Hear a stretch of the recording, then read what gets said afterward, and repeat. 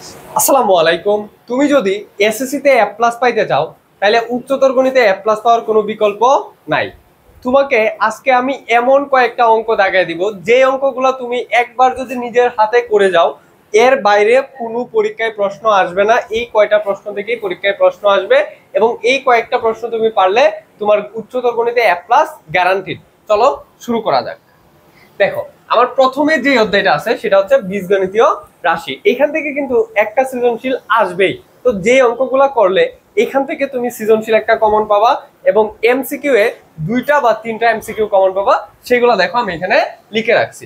এখানে আমি উদাহরণের অঙ্ক দিব, অনুশীলনের অঙ্ক দিব এবং বক্স আকারে দেখবা কাজের অঙ্ক আছে, ওইগুলা দিয়ে দিব। দেখো, প্রথমত অনুশীলনী থেকে তুমি কোন অঙ্কটা করবা?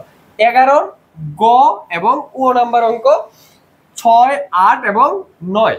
উদাহরণ থেকে উদাহরণ 9 সবচেয়ে বেশি গুরুত্বপূর্ণ। উদাহরণ 9, উদাহরণ 26, উদাহরণ 29, এই তিনটা অঙ্ক তুমি সবচেয়ে গুরুত্ব দিয়ে করবা। এই তিনটা অঙ্ক সবচেয়ে গুরুত্ব দিয়ে করবা। আর 11 হচ্ছে যে আংশিক ভগ্নাংশ, আর এখান থেকে 8 এবং 9 সবচেয়ে গুরুত্ব দিয়ে কিন্তু অঙ্কগুলা করবা। আর কাজ থেকে দেখো, গ এবং চ নাম্বার দেখবা 60 পৃষ্ঠা বক্স করে দুইটা অঙ্ক দেওয়া আছে, গ এবং চ। অনুশীলনীর 9.1 এক থেকে কি পারবা? দেখো, 5-এর খ নাম্বার অঙ্কটা, 5-এর খ খুবই গুরুত্বপূর্ণ। 7-এর গ এবং উ, গ উ এবং চ। আর উদাহরণ থেকে পারবা উদাহরণ 11। যে উদাহরণগুলো তোমাকে দিচ্ছি উদাহরণগুলো বেশি ইম্পর্টেন্ট, উদাহরণ থেকে অঙ্ক বেশি আসে। এরপর হচ্ছে অনুশীলনীর 9.2 7-এর ক, খ, গ, উ এবং চ এবং 9-এর ক। উদাহরণ 23 এবং 29 নাম্বার অঙ্কটা খুবই গুরুত্ব সহকারে করবা। এটা থেকেই প্রতি বছর অঙ্ক বেশি আসে। এরপর দেখো, কাজ থেকে, কাজের থেকে এই যে গ নাম্বার এবং ঘ নাম্বার প্রশ্ন, এটা পড়বা ভালো করে। অনুশীলনী 7 থেকে পারবা 12, 13 এবং 14 নাম্বার। এখান থেকে আহামরি বেশি অঙ্ক নাই। যে তিনটা অঙ্ক তোমাকে দিচ্ছি, চারটা অঙ্ক, এই চারটা অঙ্কই করো এনাফ। অনুশীলনী 10 থেকে 10.1 থেকে 5 নাম্বার অঙ্ক, একটা অঙ্কই দিছি, একটা অঙ্ক করলে তোমার সব নিয়ম কভার হয়ে যাবে। এরপর হচ্ছে 10.2, 10.2 থেকে 10, 12, 14, 15, এই তিনটা অঙ্ক করলেই তোমার এই অধ্যায় থেকে সব কভার হয়ে যাবে।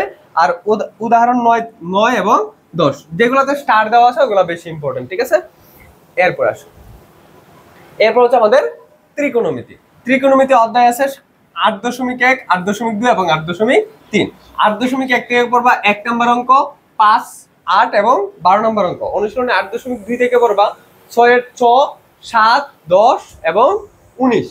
অনুশীলনে 8.3 থেকে পড়বা 7, 13। উদাহরণ থেকে পড়বা 25, 29। মনে রাখবা উদাহরণের অঙ্ক কিন্তু উচ্চতর গণিতে বেশি আসে, উদাহরণটাকে বেশি প্রায়োরিটি দিবা। এরপর আসো জ্যামিতি। জ্যামিতি থেকে দেখো, প্রথমত হচ্ছে স্থানাঙ্ক জ্যামিতির 11.8 থেকে আমি দুইটা অঙ্ক দিছি, 8 এবং 10।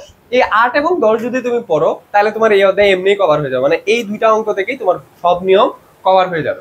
এরপরে দেখো 11.2 3 নাম্বার, 7 নাম্বার এবং 10 নাম্বার। এই যে 7 নাম্বার এবং 10 নাম্বার, এই অঙ্কটা যে কত পরিমাণ ইম্পর্টেন্ট এটা আমি তোমাকে বলে বুঝাইতে পারবো না। এই দুইটা অঙ্ক খুবই খুবই গুরুত্ব দিয়ে করবা, লাগলে বারবার লিখবা।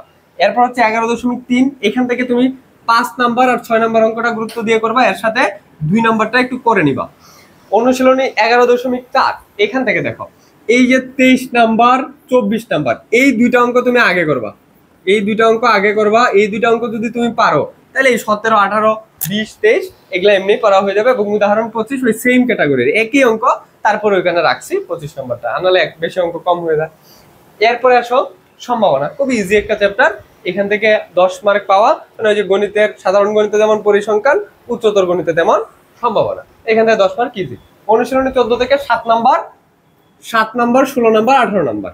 আর উদাহরণ 8 এখান থেকে প্রবাবিলিটি ট্রিটা একটু ভালো করে আঁকার চেষ্টা করো। আর কাজ থেকে ক নাম্বারে, কাজ না করলেও হবে, তুমি জাস্ট এই কয়টা অঙ্ক করবা, তাহলে তোমার উচ্চতর গণিতে এ প্লাস নিশ্চিত। এই কয়েকটা অঙ্ক তুমি পারলে তোমার উচ্চতর গণিত নিয়ে কোনো টেনশন নাই, কোনো ভয় নাই। এইটুকু থেকেই পরীক্ষায় প্রশ্ন আসবে ইনশাল্লাহ। দেখা হবে পরবর্তী ক্লাসে।